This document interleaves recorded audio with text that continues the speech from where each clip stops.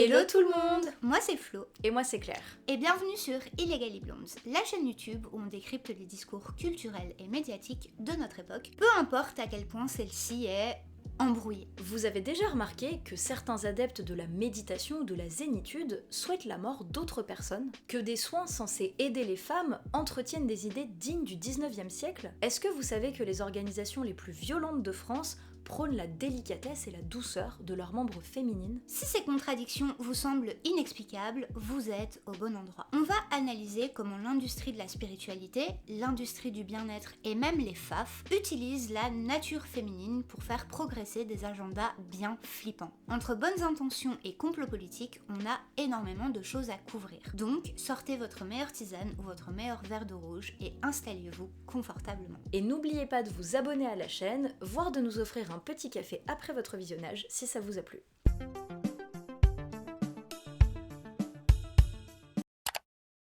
Avant d'explorer cette vaste toile d'araignée, c'est quoi exactement le féminin sacré qu'on évoque dans le titre de la vidéo? Déjà, ça porte très bien son nom. Il s'agit d'une idéologie qui est née dans les courants New Age dans les années 70, qui reprend des croyances plus anciennes autour de ce qui est considéré comme étant naturellement féminin, et qui le pousse à un extrême ésotérique. Plus concrètement, le féminin sacré, ça repose sur la croyance que les femmes auraient un pouvoir naturel féminin qu'il serait possible d'activer via toutes sortes de pratiques et de rituels, de connexion à la nature, au corps des femmes, etc. En France, ça prend très souvent la forme de retraites de yoga ou de méditation où des participantes vont s'isoler pour minimum 500 € afin de reconnecter à leur femme sauvage, pratiquer le chamanisme ou la sorcellerie ou se relier à la lune. Et c'est très souvent axé sur les cycles menstruels. Ce qui nous a frappé en nous renseignant sur ces stages, c'est à quel point le féminin sacré est lié à de l'appropriation culturelle. C'est-à-dire que ça reprend des croyances de culture et de religion, ayant des éléments matriarcaux ou non, pour se faire du blé dessus. Donc ça reprend des éléments de culture par exemple d'Amérique latine, d'Asie de l'Est, d'Asie du Sud.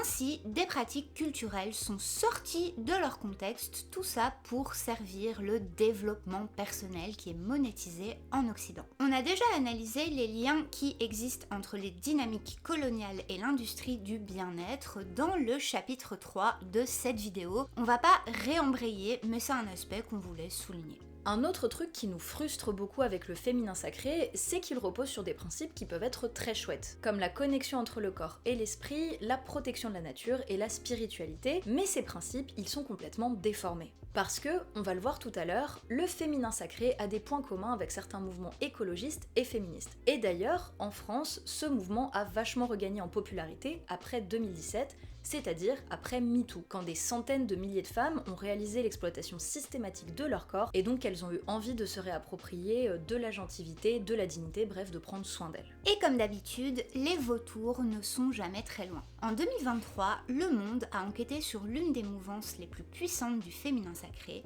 les Moon Mothers, c'est-à-dire un réseau de femmes certifiées qui proposent des bénédictions de l'utérus pour 100 balles en 2 heures et qui compte près de 1200 représentantes en France. Ce mouvement, il a été créé par la Britannique Miranda Gray qui, dans son livre Lune Rouge, affirme « L'utérus est le centre énergétique le plus puissant chez la femme ». Cette dinguerie, elle s'est quand même vendue à près de 40 000 exemplaires en France. C'est là qu'en tant que féministe, on tire la sonnette d'alarme. Une grande partie des croyances du féminin sacré repose sur l'assignation des femmes à leur corps, voire à leurs organes reproducteurs. Et ça, c'est un 0 sur 20 absolu, parce que c'est une pente bien glissante et qu'on la connaît bien. Penser que l'utérus, c'est la chose la plus intéressante, voire importante chez les femmes, c'est embrasser absolument tous les narratifs patriarcaux. Ça masque la complexité de nos corps, de nos esprits, de nos expériences, pour nous réduire à une seule définition, voire à une seule fonction, potentiellement reproductive.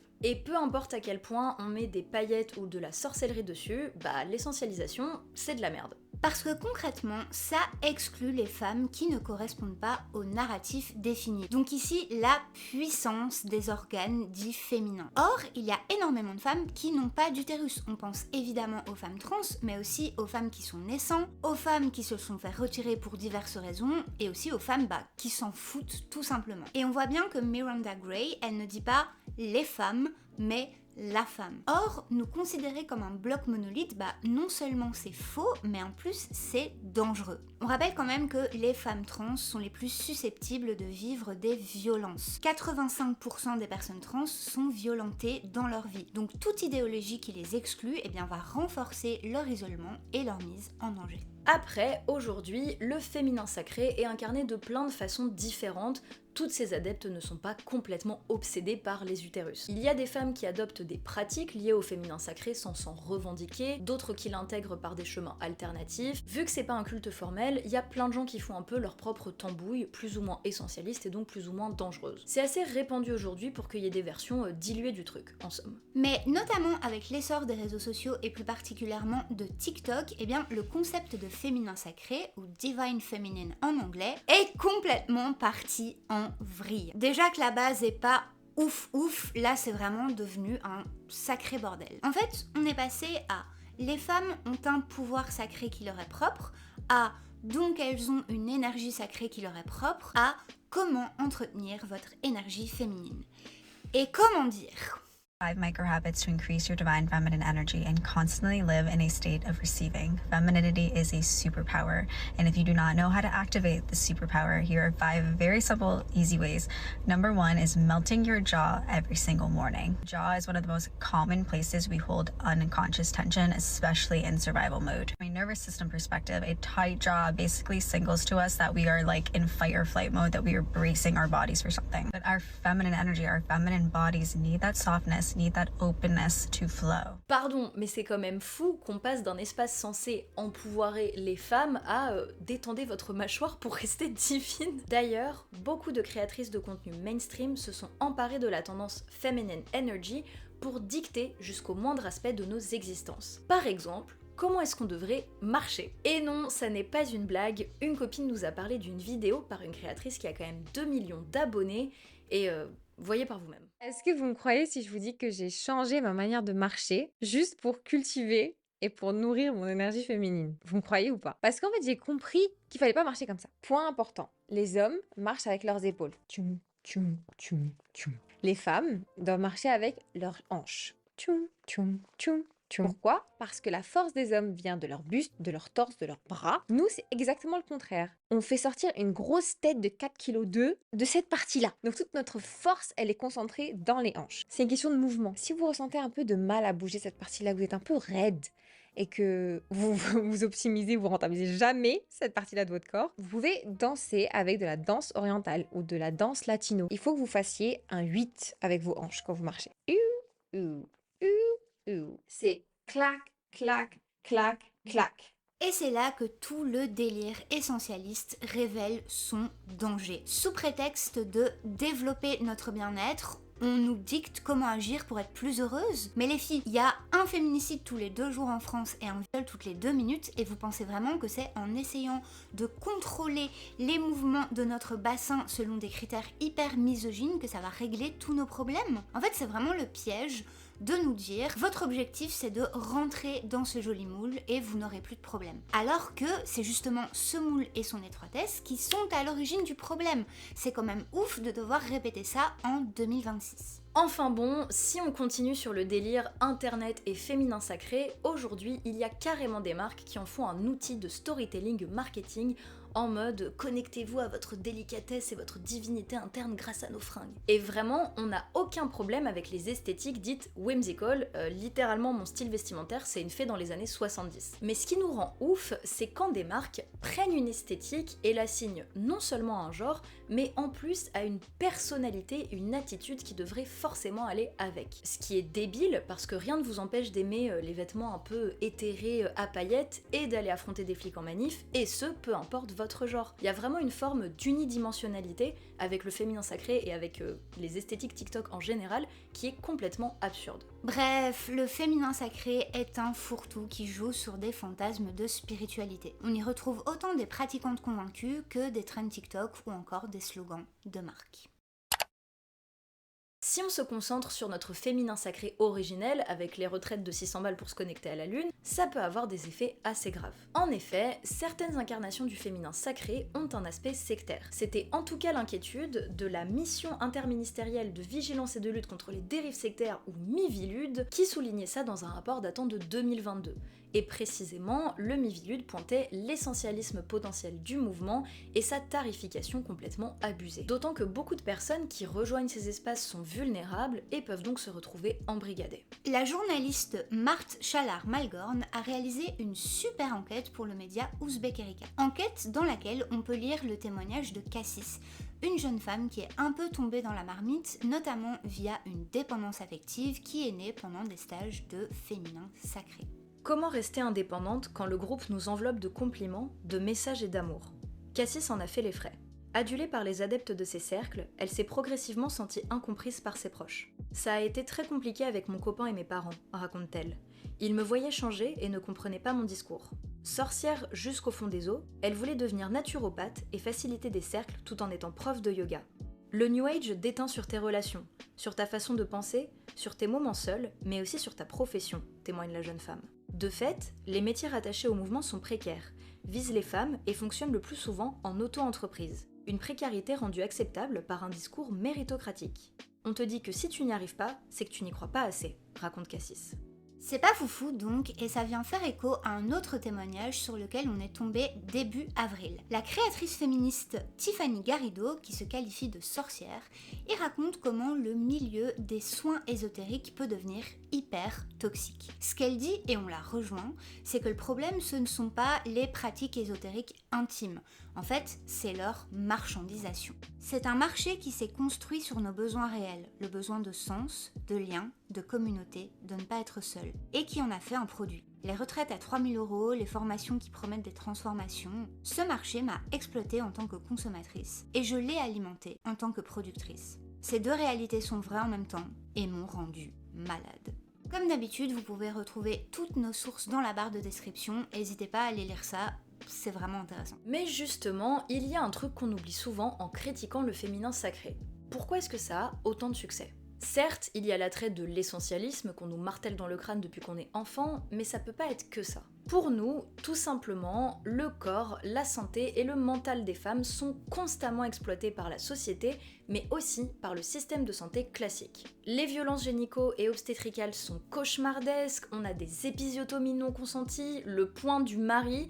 Allez vérifier ça sur Google, mais on vous prévient, c'est très hardcore. On est constamment sous-diagnostiqué, notre douleur est minimisée et les traitements sont souvent testés pour correspondre au corps des hommes cis. Un excellent épisode d'un podcast à soi analyse ces maltraitances. Et évidemment qu'en fait, il y a plein de femmes qui vont se tourner vers des espaces alternatifs pour récupérer un petit peu de dignité. D'autant que, vous ne le savez peut-être pas, mais les femmes ont plus de chances de développer des maladies et ou des douleurs chroniques qui souvent sont liées au stress dû aux violences systémiques qu'elles subissent. Et globalement, la médecine ne s'en occupe pas beaucoup. Coucou, c'est la Flo du montage, d'où la dégaine approximative. J'étais en train de scroller et je suis tombée sur un post qui s'appelle The Cost of Ignoring Trauma in Diagnosis. Donc vraiment sur ce lien qui existe entre les traumatismes de la violence du système et la santé des femmes et le fait que c'est souvent ignoré, systématiquement ignoré par les médecins. On est très bien placé pour le savoir, étant donné qu'on a toutes les deux des affections chroniques qui touchent majoritairement les femmes cisgenres et qui nous pourrissent la vie au point où souvent on doit nous soigner nous-mêmes. Par exemple, j'ai ce qu'on appelle un syndrome des ovaires polykystiques, qui est un trouble métabolique, gynécologique et endocrino qui vient avec toutes sortes de super symptômes qui varient selon les cas des patients-patientes. On peut avoir plus de chances d'avoir le diabète, de l'hirsutisme, les cheveux qui tombent, de l'acné chronique, des troubles anxieux ou dépressifs, des fluctuations de poids énormes, des cycles irréguliers et des troubles de l'infertilité. Au moins une femme sur 10 est touchée et pourtant quasiment personne ne connaît cette condition. Les médecins sont très rarement capables de répondre à nos questions et le seul symptôme sur lequel la science se concentre vraiment et dont les traitements sont remboursés, c'est le trouble de la fertilité. Donc c'est super pour celles qui veulent avoir des enfants, mais les autres symptômes qui nous flinguent la vie, eh bien tout le monde s'en fout. On n'a aucune séance de psy prise en charge par la sécu, alors qu'on a 7 fois plus de chances de faire des tentatives de suicide. Pareil pour les produits anti-acné qui peuvent coûter des milliers d'euros sur plusieurs années. Et les seules solutions vraiment efficaces pour apaiser un peu les symptômes que j'ai trouvés, c'est des compléments alimentaires, mais ils coûtent assez cher et ils sont pas remboursés, et ils ont été conçus par des femmes malades qui en avaient marre de galérer. Et d'ailleurs, c'est sur le blog d'une marque tenue par ces femmes que j'ai eu des infos sur ce qu'on appelle un SOPK inflammatoire qui explique plein d'autres problèmes que j'ai dans ma vie. Parce que, pour vous la faire courte, mon existence est une tendinite et j'ai constamment des douleurs chroniques qu'aucun médecin ou qu'aucun examen ne sait expliquer. Et vraiment, pendant longtemps, je me disais, putain, je suis la meuf chiante qui a tout le temps mal en vacances, qui a tout le temps besoin de se reposer. Et en fait, bah non, je suis juste malade.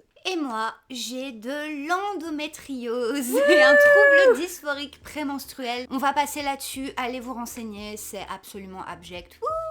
Mais ouais, globalement, moi, j'ai des énormes douleurs absolument partout dans mon corps quand j'ai mes règles depuis l'âge de 11 ans. Et on m'a diagnostiqué de l'endométriose à mes 29 ans. Alors que j'ai fini aux urgences un nombre incalculable de fois avec le ventre comme ça, en ayant super mal. Et il n'y a jamais personne qui a pensé à dire « c'est peut-être de l'endométriose ». Non, si j'ai été diagnostiquée de mon endométriose, c'est grâce à ma psy. Parce qu'elle m'entendait me plaindre toutes les semaines et qu'elle était en mode « je pense vraiment que vous avez l'endométriose ». Et moi j'étais en mode « bah non, mes douleurs elles sont pas suffisamment intenses que pour avoir de l'endométriose ». Bref, plot twist, c'est bien de l'endométriose et bah mon chemin vers une forme de guérison / de mieux-être, il a été extrêmement long. Ça va beaucoup mieux aujourd'hui, mais l'errance médicale et le manque d'écoute des médecins, ça a vraiment été catastrophique. Et on a encore des dizaines d'exemples de traitements ou de maladies qui concernent principalement les femmes cisgenres qui ne sont absolument pas pris en compte par la médecine, voire même par le gouvernement. Par exemple, l'implant Essure, qui peut foutre en l'air le corps de certaines patientes qui l'ont donc posé pour faire une ligature des trompes, et pourtant, le gouvernement refuse de prévenir l'ensemble des personnes qui l'ont posé, afin de vérifier que tout simplement, elles vont bien. Bref, avec ces violences physiques, sexuelles, économiques et psychologiques, vous nous étonnez que les femmes se tournent vers des espaces alternatifs pour aller mieux. Et d'ailleurs, beaucoup de femmes qui se tournent vers le féminin sacré ont des problèmes de santé chroniques. Et à notre humble avis, ça n'est pas une coïncidence. Mais bon, même si c'est la galère, a-t-on pour autant besoin de courants essentialisants qui servent des idéologies réactionnaires, le tout en pompant notre fric? Non. Heureusement, il existe un courant politique qui répond à tous ces manquements qui rendent le féminin sacré si attrayant. Mais ça, on vous en parlera dans notre conclusion en vous donnant des solutions concrètes. En attendant, on a encore plein de choses à analyser.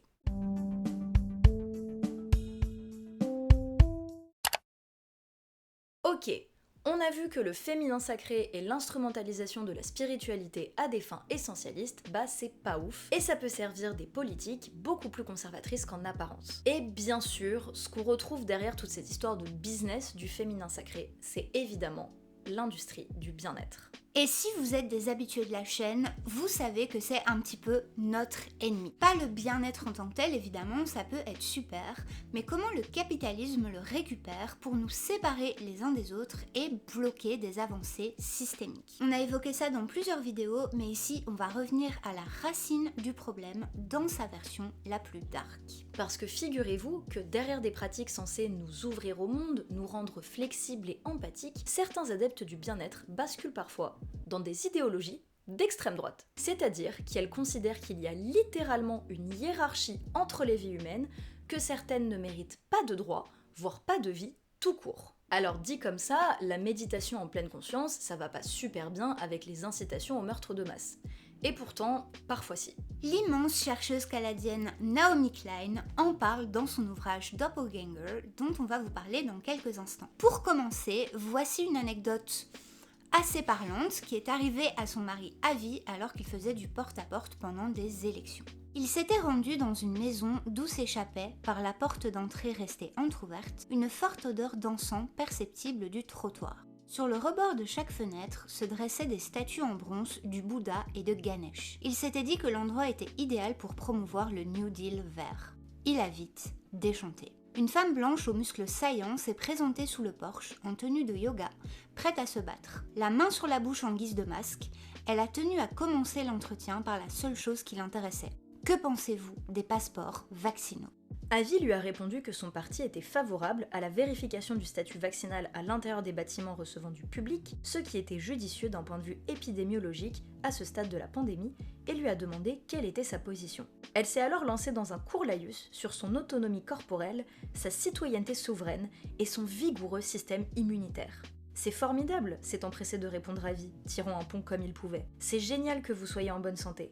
Le problème, je suppose, c'est que tout le monde n'a pas un bon système immunitaire. Certaines personnes sont immunodéprimées ou ont des problèmes de santé qui augmentent leur risque de tomber gravement malade, voire de mourir. Sa réponse, aussi bizarre que ça puisse paraître sur cette terre hippie de la côte ouest, a été « Je pense que ces gens devraient mourir ». Et elle a disparu dans un nuage de bois de santal. Malheureusement, le point de vue de cette dame, aussi hallucinant puisse-t-il paraître, est relativement fréquent dans les sphères New Age, bien-être, yogi, etc. Ça peut paraître random, mais ça ne l'est pas du tout. Et il y a plusieurs points qui permettent de parfaitement expliquer ce phénomène. Déjà, comme on le voit avec ce témoignage, certaines personnes pratiquent le bien-être, la fitness, avec l'idée d'accéder à une forme de pureté individuelle. Et ça s'est vachement empiré depuis le Covid. Si vous bouffez parfaitement, si vous faites du sport, si vous dormez exactement le bon nombre d'heures, si vous méditez assez, alors il ne peut rien vous arriver de grave, même via une maladie que vous ne connaissez pas. Vous avez créé une sorte d'armure impénétrable. Bon, déjà, c'est complètement déloulou de penser ça, mais en plus, ça surresponsabilise ces gens vis-à-vis des aléas de la vie et de la violence de notre système qui causent massivement des problèmes de santé, comme du stress chronique, des cancers, etc. Regardez comme par exemple avec le scandale de ces derniers mois avec le cadmium. Ça fait des années que le gouvernement sait que c'est dangereux. En 2019, l'ANSES demandait d'abaisser le seuil de cadmium dans les engrais phosphatés. Personne ne l'a fait. Résultat, il y a plein de personnes contaminées. Nickel. Notre mal-être collectif est largement issu d'un système organisé et conscient de son impact. Sauf que ce système, constitué d'acteurs privés et publics, il n'a pas intérêt à ce qu'on se concentre trop sur lui, alors il pousse des solutions de bien-être individuelles pour qu'on ait l'impression d'être responsable de ce qui nous arrive. Or, on va être très clair, vous ne souffrez pas d'anxiété, par exemple, parce que vous ne faites pas assez de yoga. Vous souffrez d'anxiété parce qu'on est dans une des économies les plus stressantes de l'histoire. Et que peut-être, en plus, vous appartenez à une minorité qui est violentée tous les jours. Si le yoga vous donne un coup de pouce pour moins déprimer, c'est super. Personnellement, j'en fais tous les matins dans mon lit en pyjama, et c'est vrai que ça m'aide pas mal, mais c'est absolument pas la réponse à toutes mes souffrances ou à celles de mes proches, et c'est pas du tout la seule chose que je mets en place dans ma vie pour aller mieux. Évidemment, tout ça s'inscrit dans le néolibéralisme où l'individu libre est censé se développer et donc se débrouiller tout seul. Comme Naomi Klein le dit, eh bien on est passé de mon corps mon choix à mon corps mon problème. Et ça c'est tellement parti en couille qu'aujourd'hui dans certains cercles fitness, il y a des personnes qui revendiquent un suprémacisme métabolique. Je peux faire de toi une vraie machine à brûler du gras naturellement tout en optimisant ta prise de muscle. Et pour ça, pas de secret, l'objectif ça va être de booster l'efficacité même de ton métabolisme. Your metabolism is so slow that you feel like you gain weight just by smelling food. Here are 5 easy things you can do to speed it up. C'est ultra flippant, on vous conseille vraiment de lire cette analyse du média Impact. Vous verrez. Donc non seulement c'est terrifiant, mais en plus, évidemment, c'est extrêmement validiste. Donc c'est-à-dire que ça trie et ça hiérarchise les vies en fonction des conditions corporelles. Donc en fait, ça crache complètement sur les personnes immunodéprimées, les personnes en situation de handicap, etc. Cette obsession d'un corps pur, qui est plus ou moins assumée, elle s'est développée dans toute une économie menée par des influenceuses, des coachs, etc. D'ailleurs, hyper intéressant, on voit les croisements avec le féminin sacré parce que certaines personnes de ces milieux, notamment des nutritionnistes et des ostéopathes, ont fait leur fric sur une prétendue expertise du corps féminin. Et tous ces gens, ils se sont retrouvés en grosse galère économique avec le Covid. Cette industrie florissante et non réglementée d'experts autoproclamés s'est heurtée à une crise sanitaire mondiale qui a paniqué à peu près tout le monde, y compris les professionnels qualifiés. Après tout, leurs studios de yoga, leurs salles de crossfit et leurs centres de massage étaient à l'arrêt, leurs revenus et leurs avenirs menacés. Or, comme Barbara Ehrenreich nous l'a appris, quand tout devient incontrôlable, il ne reste que le corps. C'est précisément à ce moment-là qu'un grand nombre de ces figures gracieuses et musclées de l'influence santé ont échangé leur roucoulement apaisant et leurs mots d'encouragement qui accompagnaient nos séances d'entraînement et nos gorgées de jus vert contre des murmures alarmistes sur des forces obscures venues nous contaminer et, au bout du compte, nous museler, nous piquer, nous dominer. Et c'est ainsi que les diagonalistes ont commencé à traverser le paysage politique. Certes, le néolibéralisme et son égoïsme jouent un grand rôle dans notre histoire de la dame yogi borderline génocidaire. Mais ça ne suffit pas à expliquer comment des personnes qui sont très axées sur le bien-être spirituel et corporel en arrivent à des idéologies fascistes en mode laissons crever les personnes immunodéprimées et les personnes en situation de handicap, notamment depuis la crise du Covid. La réponse, elle se trouve dans notre citation précédente. C'est le diagonalisme. Et là, vous allez me dire, what the fuck is that? Eh bien, pour qu'on vous l'explique, il faut qu'on revienne sur les raisons pour lesquelles Naomi Klein a décidé d'écrire son livre. Naomi Klein, c'est une journaliste et autrice canadienne altermondialiste. On peut dire qu'elle est spécialiste du capitalisme et des stratégies qu'il déploie pour exploiter l'environnement, nos affects, bref, toutes nos vies. Mais son dernier livre, il est un peu différent des autres parce qu'il est plus intime. Car Naomi a un petit problème, elle a un double maléfique. Une femme, également connue pour son féminisme, de la même génération, qui a écrit des tonnes de livres et qui s'appelle Naomi Wolf. Sauf que depuis un certain temps, Naomi Wolf est une mascotte de l'extrême droite, au point où elle a complètement laissé tomber ses idées féministes qu'elle avait à la base. Naomi Wolf, elle a quand même été connue grâce à son livre The Beauty Myth, dans lequel elle dénonce les standards de beauté qui oppressent les femmes. Et en fait, il y a plein de gens qui confondent Naomi Klein et Naomi Wolf. Au point où Naomi Klein, au fil des années, elle a reçu des centaines de messages en mode wesh, pourquoi t'as dit telle dinguerie complotiste dernièrement? C'est comme ça que Naomi Klein a réalisé que son double avait basculé dans ce qu'elle appelle le monde miroir. Elle est devenue complètement obsédée par cette question et donc elle a mené une enquête colossale sur plusieurs années pour tenter de comprendre comment des gens issus de la gauche libérale ou alternative pouvaient devenir des soutiens directs ou indirects de gens comme Trump. Et c'est comme ça qu'elle a découvert le diagonalisme. En gros, c'est quand on traverse le spectre politique avec un chemin qui contourne les étiquettes conventionnelles. Et ça donne un sacré patchwork. Ces formations rassemblent aujourd'hui de nombreuses et très hétéroclites sensibilités politiques et culturelles. La droite traditionnelle, l'extrême droite conspirationniste de QAnon, les sous-cultures de la santé alternative, généralement associées à la gauche écologique, quelques néo-nazis, des parents, principalement des mères de famille blanches, en colère contre toute une série de choses mises en place dans les écoles. Les masques, les vaccins, les toilettes mixtes, les livres antiracistes, des chefs de petites entreprises furieux des effets souvent catastrophiques des contraintes Covid sur leurs résultats, et cette colère se retourne contre tout, de l'inflation aux plaques à induction. Mis à part les nouveautés liées au Covid, les théories du complot qui cimentent cette convergence politique ne sont pas nouvelles. La plupart existent depuis des décennies. Certaines reprennent même d'anciennes accusations antisémites de meurtres rituels. Ce qui est nouveau, c'est la force d'attraction, le magnétisme qui les relie et les auto-assemble. Et certes, les gens dans ces mouvements ne sont pas forcément fans les uns des autres. Mais à force de se côtoyer et de faire des alliances, elles sont exposées à des opinions qui vont faire changer leur vision du monde. Notamment si ces opinions confirment leurs biais, alors elles vont les adopter d'autant plus vite. Le résultat, c'est que ça crée un pipeline, comme disent nos collègues anglo-saxons, donc un tunnel de conversion des pratiques New Age vers l'extrême droite. D'ailleurs, les philosophies du bien-être ont été récupérées par l'extrême droite bien avant 2020.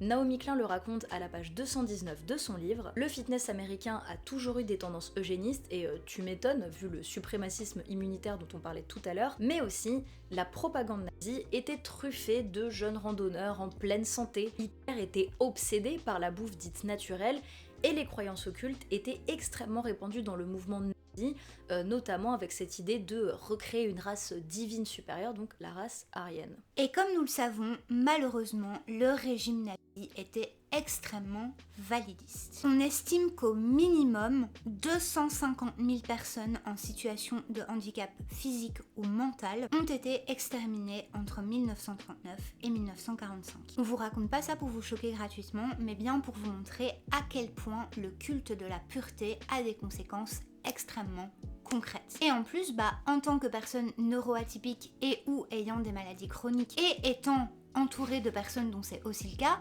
évidemment ça nous tient à cœur. Et si en plus on rajoute le fait d'être communiste, le fait d'être queer et le fait d'être juif, on est complètement foutu. Et ces impacts mortels ne sont pas que de l'histoire ancienne. Au début du Covid, par exemple aux États-Unis, les populations pauvres et afro-américaines ont morflé comparé aux populations blanches et bourgeoises. Tout simplement à cause de l'exploitation systématique qu'elles vivaient déjà, ce qui donc fragilisait leur santé. Et les activistes étaient furieux parce que c'était un scénario prévisible qui se base sur le tableau des inégalités de ce pays. Or, d'après Naomi Klein, les conspirationnistes et influenceurs santé en ont fait une toute autre lecture. Ce virus est en train de tuer tous ceux qui ne nous ressemblent pas, faisait-il dire à ces chiffres. Cet empressement a tiré une croix sur des pans entiers de l'humanité, jugés inférieurs par les suprémacistes, et ce qui rapproche le plus l'univers pastelisé et narcissique du bien-être féminin de la droite anti-immigrée de Steve Bannon.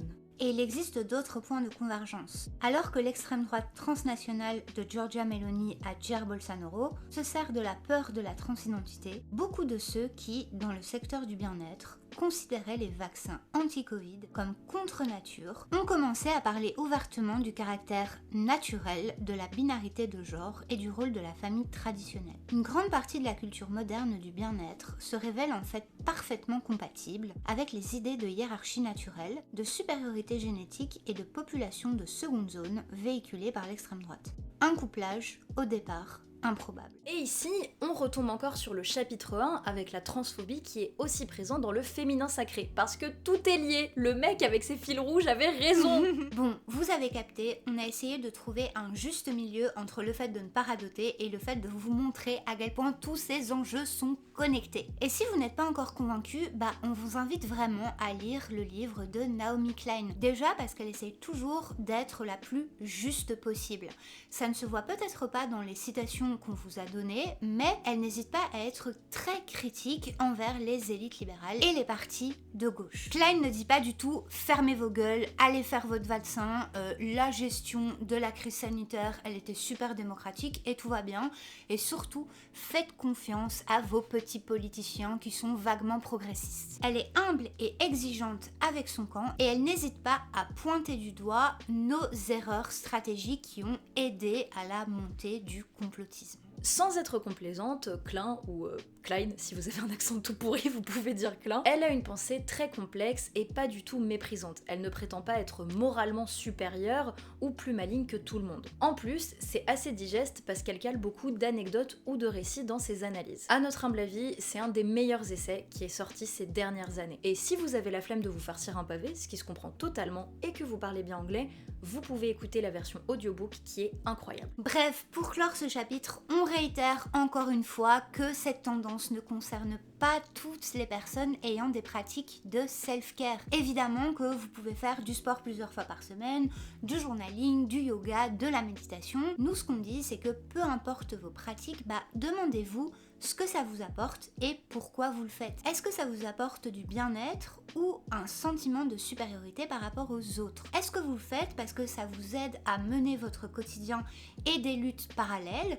Ou est-ce que c'est une façon d'ignorer les problèmes du reste du monde en vous convainquant, en vous baignant dans l'illusion que vous allez pouvoir vous en sortir tout seul? On vous recommande aussi de faire attention aux comptes de bien-être, de fitness, etc.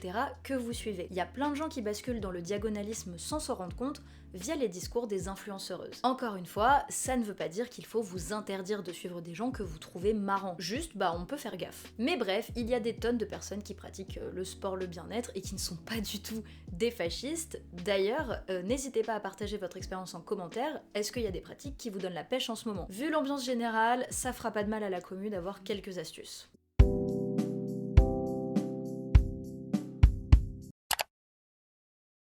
On rigole bien là, hein. Vous pensiez que le festival du fun était terminé? Eh bien, pas tout à fait. Pour ce dernier chapitre, on va se concentrer sur la notion plus large d'essentialisme féminin et sur son usage par l'extrême droite. Parce qu'on a vu que le bien-être et le féminin sacré pouvaient servir des idéologies réactionnaires, elles-mêmes prônées par des courants fascistes, conservateurs, etc. Mais si on vous disait que ça va plus loin que de simples points de convergence qu'on a vu dans le chapitre 2? Si on vous racontait qu'en 2026, l'extrême droite française utilise consciemment l'essentialisme féminin pour construire ses théories politiques. Alors bien sûr, c'est pas basé sur les esthétiques du féminin sacré. Pour eux, c'est beaucoup trop perché et pas assez tradit. Ils le font avec leur propre cadre. Mais ne vous inquiétez pas qu'ils sont tout autant, voire plus, obsédés par les utérus. Ça a été étudié de nombreuses fois et notamment dans ce super bouquin. Les vigilantes, surveillées et surveillantes, ces femmes au cœur de l'extrême droite. Cet énorme banger a été écrit par la chercheuse en études de genre, journaliste fondatrice du média Problématique, Léane Alestra. Et comme avec Naomi Klein, ce qu'on adore avec le travail de Léane, c'est qu'elle pointe des éléments qui peuvent paraître niches et elle en tire un fil qui va nous permettre de comprendre énormément de choses sur notre époque. Dans cet essai, qui est son second, elle s'intéresse à comment la construction des rôles de genre, notamment en France, est utilisée par l'extrême droite pour se construire autour du rôle qu'on accorde aux femmes dans la nation. Donc les gardiennes de la famille, les gardiennes du foyer et celles qui assurent la descendance du peuple. Donc comme vous pouvez le voir, on en revient rapidement au rôle de l'utérus, blablabla. Ces rôles qu'on leur propose de jouer dans ces constructions, eh bien ils plaisent à pas mal de femmes, majoritairement hétérosexuelles et blanches. Ça peut sembler délirant au premier abord parce que pourquoi intégrer un mouvement hyper misogyne qui lutte contre nos droits civiques? Eh bien tout simplement parce qu'en grimpant sur ce piédestal de la féminité ultra normée, elles accèdent à une forme de reconnaissance mais aussi de pouvoir. En intégrant cet ordre profondément raciste, queerphobe, etc., elles obtiennent la possibilité de dominer d'autres personnes.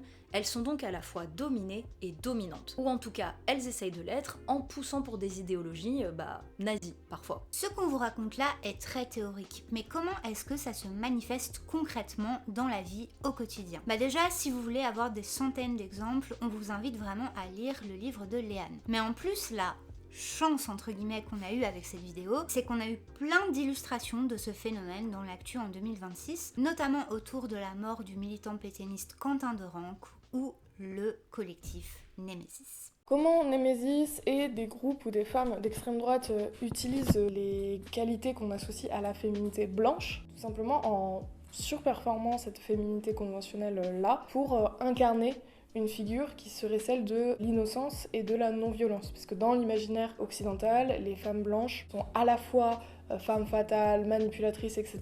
mais en même temps toujours des enfants un peu idiots, incapables de stratégie et de politique, de violence et de radicalité. Donc du coup, coller des femmes sur des images violentes, extrêmement violentes, dans le cas de Némésis, on parle de personnes qui s'emploient à apprendre à se battre pour faire la guerre civile, à tirer aux armes à feu, etc. Mais vu qu'elles le font, qu'elles posent ensuite avec des robes longues à fleurs, une imagerie qui repose sur la féminité conventionnelle occidentale, on a tendance à moins leur attribuer la violence et la radicalité, ce qui sert ensuite leur narratif, parce que ça aide à faire passer littéralement la pilule de ces idées-là. Et ça s'est beaucoup vu autour de l'affaire Quentin de Ranc. L'histoire autour de Quentin de Ranc, on est à Lyon. Il y a Rima Hassan qui vient faire une conférence à Sciences Po Lyon. En face, on a une action de 6 militantes de Némésis section Lyon. Autour de ça, on a des antifas qui allaient se rendre à la conférence de Rima Hassan, d'autres qui étaient peut-être dans le quartier, enfin on ne sait pas. Toujours est-il qu'ils croisent des fascistes sur leur route. On apprendra ensuite que les fascistes savaient qu'ils allaient venir et les viser. Se déclenche une rixe dans laquelle Quentin de Ranc, militant fasciste qui est passé par plusieurs groupes oligans, néo-nazis, etc., va avoir des coups mortels. Il va se relever suite à ça, marcher une trentaine de minutes, croiser des passants qui lui disent d'aller à l'hôpital. Il refuse de s'y rendre. Ses camarades l'encouragent à ne pas aller à l'hôpital par peur que la police se saisisse en fait de cette affaire et constate le guet-apens qu'ils ont tendu à des antifas. Il y va trop tard et il décède des suites de ses blessures au crâne qu'il a eues de la part de coups d'antifas. On a un énorme emballement médiatique autour de, je cite, la violence d'extrême gauche qui s'enclenche dans les médias. Némésis présente les membres qui étaient à l'origine de la rixe, donc les fascistes, comme étant leurs membres gardes du corps, quoi, pour l'action qu'elles ont fait justement par rapport à Rima Hassan, et revendique que c'est comme si on avait tué un de leurs membres, parce qu'au début, on a donc des médias qui reprennent tel quel le narratif de Némésis sans le questionner, sans distance critique. Je parle des premiers jours. On a appris ensuite par l'humanité qu'il y avait eu des des échanges de messages entre la section Némésis Lyon et le groupuscule fasciste Audace en novembre dernier pour instiguer des guet-apens dans lesquels Némésis ferait appât pour attirer des antifascistes pour que les FAF puissent ensuite leur défoncer la gueule, ce qui est malheureusement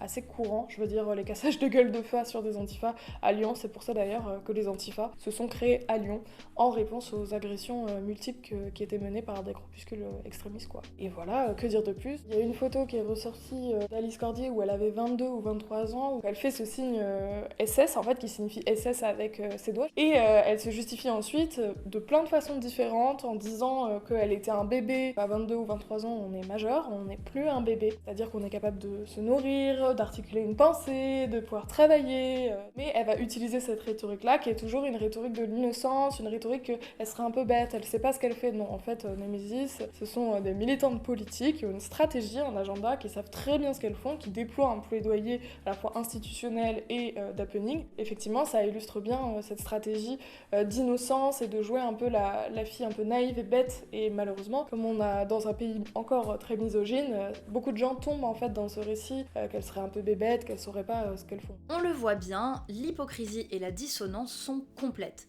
On a d'un côté la violence la plus décomplexée et de l'autre la délicatesse naturelle du féminin qui viendrait la légitimer. Encore une fois, on est bien d'accord, ça n'est pas exactement la même chose que le féminin sacré du chapitre 1. On ne dit pas que toutes les femmes qui font des retraites de yoga pour se connecter à la lune sont activement et nécessairement des fans de Pétain. Simplement, cet exemple, comme ceux qui sont présents dans Les Vigilantes, nous montre que l'essentialisme féminin, qu'il soit par rapport au bien-être individuel ou au bien-être de la nation, c'est toujours une impasse politique. D'ailleurs, le côté soin, empouvoirment, agentivité féminine, ça a été instrumentalisé pour des choses extrêmement dark, bien plus que les conneries de Némésis. Vous allez voir, elles avaient bien de quoi s'inspirer. Promis, c'est le dernier clou qu'on vient poser dans le cercueil de votre bonne humeur, avant de passer à des solutions concrètes. Mais pour ceux qui douteraient encore du danger que représente l'instrumentalisation des féminités, il faut qu'on fasse un petit point historique en vous parlant de deux concepts dont Léane parle dans son livre. Le premier, c'est le concept de dark care, qui a été théorisé par la géniale philosophe Elsa Dorlin. Alors le concept du care, soin en français, il est très important dans le féminisme et l'écoféminisme, dont on va vous parler dans quelques instants. En gros, c'est une philosophie qui se bat pour valoriser le soin dans notre société, soin qui est massivement pris en charge par les femmes, souvent racisées et précaires, donc on pense aux psys, aux aides ménagères, aux assistantes sociales, aux pères aidantes, etc. Les théoriciennes du care, elles veulent non seulement que ces personnes soient soutenues matériellement, mais aussi que toute personne puisse effectuer sa part de soins dans notre société, peu importe son genre. C'est politique et c'est super. Sauf que son evil twin, le dark care donc, existe, quand le soin censément féminin est instrumentalisé pour solidifier des politiques générales. Léane raconte dans son livre comment le Troisième Reich a joué sur ça dans les années 40. Les infirmières et les assistantes à la protection de l'enfance ont joué un énorme rôle dans le tri et dans le ciblage de personnes, donc souvent queer, des femmes qui sont des mauvaises femmes entre guillemets, des enfants, évidemment les personnes juives, les personnes handicapées, pour les arrêter, les déporter, voire les exécuter. Vous pouvez lire ça de la page 85 à 91, mais évidemment, trigger warning massif, il y a des descriptions particulièrement choquantes de meurtres d'enfants, meurtres qui ont été rendus possibles par le fait qu'ils ont été commis par des femmes à qui ces enfants faisaient un petit peu plus confiance de par leur rôle qu'on leur attribuait dans la société. Pour résumer, sous le régime nazi, le dark care n'est pas une simple dérive morale. Le pouvoir de soin a subi une transformation complète jusqu'à devenir un instrument génocidaire central. Infirmières, enseignantes, assistantes sociales et épouses de SS ont tiré parti de leur rôle, disposant d'une autorité inédite qui leur offrait un accès direct au pouvoir de décider qui devait vivre et qui devait mourir, tout en s'appuyant sur des valeurs féminines traditionnelles, la sollicitude, le devoir de protection, pour légitimer leurs actes. À partir de ce concept absolument horrible du dark care, Leanne a théorisé un autre concept, celui de la dark agency. Vous connaissez sans doute déjà le concept de l'agentivité, étant donné que c'est assez important dans les luttes féministes. Il s'agit du but de pouvoir évoluer, d'avoir un champ des possibles le plus large possible en ce qui concerne comment on veut mener nos vies, et on y retrouve une notion d'émancipation des systèmes de domination. Mais ça peut devenir très individualiste et très limité quand on veut évoluer, gagner de la marge de lifestyle, mais toujours en restant dans le cadre des systèmes de domination. Donc on améliore notre petite vie, mais on ne fait rien pour un changement plus global. Eh bien, si vous couplez le dark care et la dark agency, ça donne ce que Leanne appelle le contrat de vigilance pour les femmes. Alors l'idée du contrat de vigilance, elle se base sur une réactualisation du contrat social. Le contrat social, c'est le fait dans des démocraties libérales, on échange une part de notre liberté qu'on offre à l'État, en échange de quoi il nous promet des droits et une protection et de la sécurité, entre guillemets. Sauf que bien sûr, tout le monde n'a pas un réel accès aux droits, une réelle protection. Évidemment, ce contrat, il ne vaut pas pour les personnes non blanches, il ne vaut pas pour les femmes. On rappelle que pendant très longtemps, en métropole, les personnes noires ne pouvaient pas venir sur la métropole, ne pouvaient pas être en métropole, et les femmes n'avaient pas le droit de vote, d'ouvrir un compte bancaire, etc., etc. Sauf que tout ça a un petit peu évolué, fort heureusement, donc on n'est plus quand même au point où le contrat social est exclué complètement les femmes. Mais aujourd'hui, pour autant, toutes les femmes n'ont pas accès aux droits, n'y ont pas accès de la même manière. Si vous êtes de classe prolétaire, si vous êtes une femme non blanche, en situation de handicap, que sais-je, vous n'avez pas un accès réel aux droits. Évidemment, si vous êtes travailleuse du sexe aussi, etc., etc. Qui a accès aux droits ? Les personnes qui vont jouer le jeu que veut l'État, un État qui surveille et contrôle ses citoyens. Le contrat de vigilance, c'est proposer à des femmes de faire semblant qu'elles auront un accès plus grand aux droits, en échange de quoi elles acceptent de maintenir le statu quo et de se surveiller, donc se faire surveiller d'elles-mêmes pour incarner la féminité conventionnelle dont je parlais tout à l'heure, et surveiller les autres, que chacun reste à sa place. D'où le titre du livre, Surveillées et surveillantes, ces femmes au cœur de l'extrême droite. Ces femmes-là, elles vont accepter de ce contrat de vigilance qui leur offre une place de second violon toujours, donc d'être numéro 2 sur le podium. Certes, j'aurai toujours une seconde place, mais il vaut mieux avoir une seconde place que pas de place du tout. Donc c'est des personnes qui vont se ranger du côté du statu quo, de l'ordre dominant, qui vont faire tout pour le défendre, plutôt que de rejoindre les camps des personnes qui essayent d'aller vers une libération collective, parce qu'elles se disent qu'elles ont plus à gagner à maintenir le système qu'à le remettre en question. Bon, vous voyez le tableau là, on vous a versé 14 couches de peinture sur la gueule, je pense qu'on peut en rester là. Comme d'habitude, notre but c'est absolument pas de vous déprimer ou de vous choquer en mode paralysie émotionnelle pour vous convaincre. On vous expose les aspects les plus violents du problème pour le comprendre dans son intégralité. Et une fois qu'on a compris toutes ces ramifications, on peut justement créer des solutions qui vont être pertinentes. Alors, comme promis, conclusion.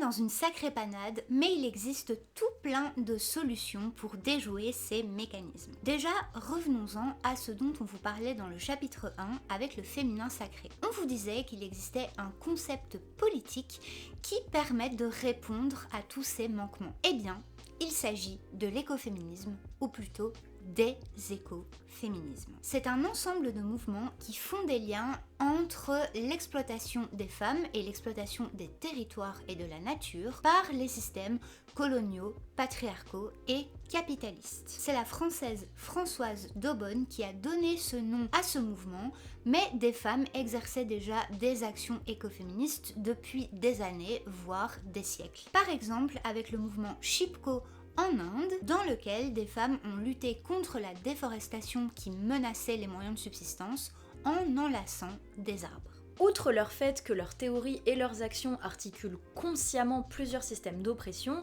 les écoféminismes ont des traits particuliers qui les distinguent d'autres mouvements féministes tout simplement. Ils sont très ouverts aux pratiques spirituelles et aux rituels, donc les cercles de parole, les cercles de danse et de chant, les religions néo-païennes, etc. Ce sont des pratiques qui sont considérées comme des outils de bien-être spirituel intime, mais aussi comme des façons de construire de la résistance pour mener des actions politiques concrètes, tout simplement en se donnant de la force, du courage et de la confiance intracommunautaire. Aussi très important, c'est des mouvements qui rejettent énormément les dualités et les binarités. Donc par exemple, la nature est opposée à la culture, le corps est opposé à l'esprit, les émotions sont opposées à la rationalité. Ça, les écoféministes, c'est pas du tout leur truc. Elles vont jamais partir sur une pente on rejette les clichés envers les femmes, donc on va rejeter toutes les qualités dites féminines, soyons des girlboss sanguinaires, c'est parti. Pas du tout.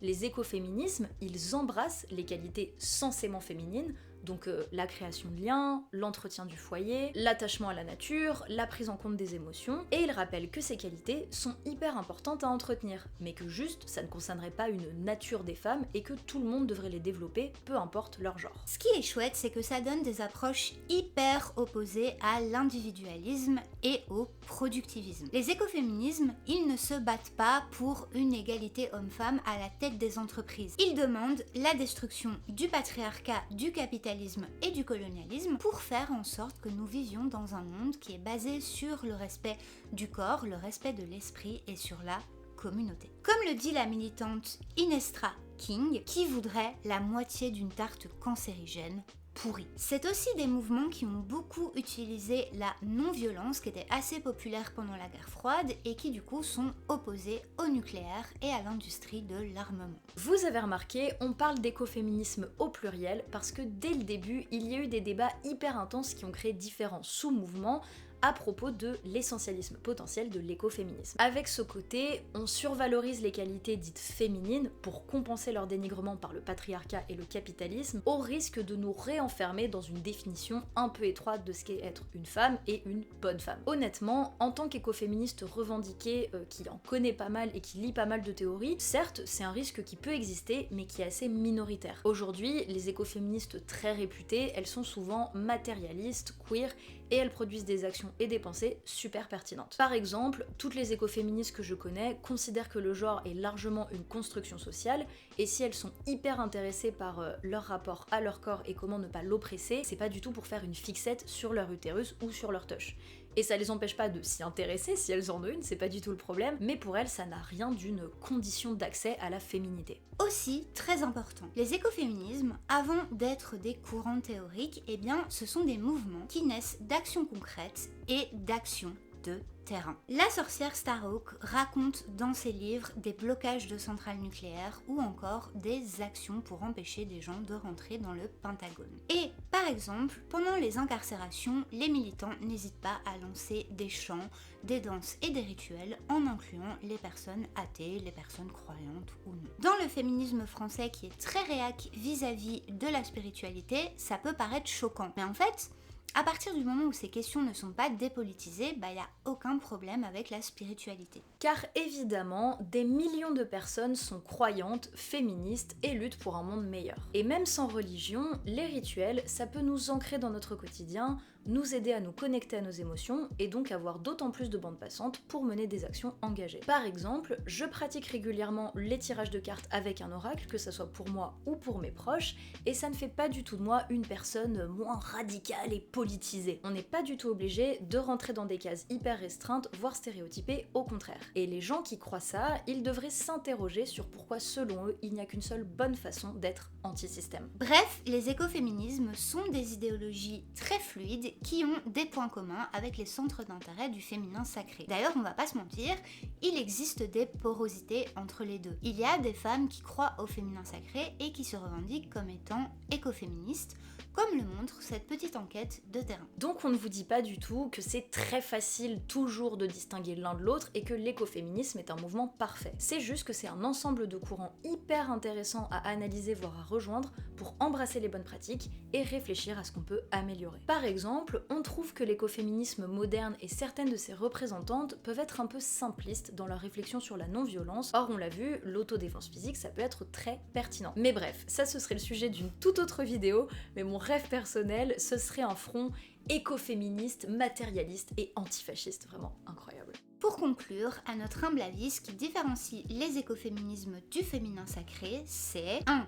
le refus de l'essentialisme et la prise en compte du patriarcat. 2. La volonté de démanteler le capitalisme. Et 3. La politisation de toutes ces questions. En fait, on ne fait pas de retraite de yoga uniquement pour notre pomme, on s'implique aussi dans des actions qui ont pour but de démanteler le système. Si vous voulez savoir quel écoféminisme vous correspond, ça tombe bien, on a des super recos lecture. Premièrement, Des paillettes sur le compost de Myriam Baafou, qui est une philosophe et une activiste qui prône un écoféminisme ancré dans les pratiques quotidiennes, queer et antiraciste, on adore. Aussi, l'anthologie Reclaim, coordonnée par Émilie H, qui est vraiment un panorama des différents textes fondateurs des écoféminismes. Dedans, il y a autant d'états que j'ai trouvé un peu essentialistes et d'autres qui sont parmi mes essais préférés. C'est une excellente façon de voir les différentes mouvances qui traversent les écoféminismes. On a aussi Terre et Liberté, qui est un ouvrage collectif dirigé par Fatima Wassak, publié chez Les Liens qui Libèrent, qui prône une écologie antiraciste. Et on a aussi Caliban et la sorcière de l'autrice Silvia Federici, qui est vraiment iconique, qui analyse l'époque des chasses aux sorcières et comment elles sont reliées à l'avènement du capitalisme et du colonialisme. Clairement, quand vous le lisez, vous comprenez que les personnes qui veulent tarifer des pratiques de sorcellerie à 1000 balles n'ont strictement rien compris au principe. Enfin bref, si vous avez une copine qui est en train de tomber dans le féminin sacré, n'hésitez pas à lui envoyer ses recos et à lui envoyer cette vidéo. Vous l'aurez compris, le but de cette vidéo à notre petite échelle, c'est de clarifier un peu les eaux troubles pour que des questions hyper intéressantes arrêtent d'être instrumentalisées au service d'idéologies complètement réactionnaires. Pour les solutions au niveau de la santé mentale, on vous en a déjà donné énormément dans notre vidéo sur l'individualisme, donc n'hésitez pas à aller la regarder. Et encore une fois, on réitère, toutes ces tendances ne concernent pas toutes les personnes ayant des pratiques de self-care. La routine, ça peut faire énormément de bien, les rituels aussi. Simplement, on peut s'assurer que nos pratiques ne nous aliènent pas et n'exploitent pas les autres. Pour finir, évidemment que la grande solution à nos problèmes de fascisme et de patriarcat, c'est l'antifascisme et le féminisme. C'est la Claire de la post-prod. Pour les orgas Antifa, on voulait vous suggérer une liste de collectifs à suivre, mais on a trouvé encore mieux, une carte interactive éditée par La Horde qu'on remercie chaleureusement, avec tous les collectifs Antifa qui peuvent être donc dans votre région, voire dans votre ville. Allez voir ça, c'est vraiment super. Et ici, des orgas féministes à soutenir, voire à intégrer. On est à un moment clé de notre histoire. Alors, on fait de la méditation, du journaling, on va se promener dans la forêt avec nos copines.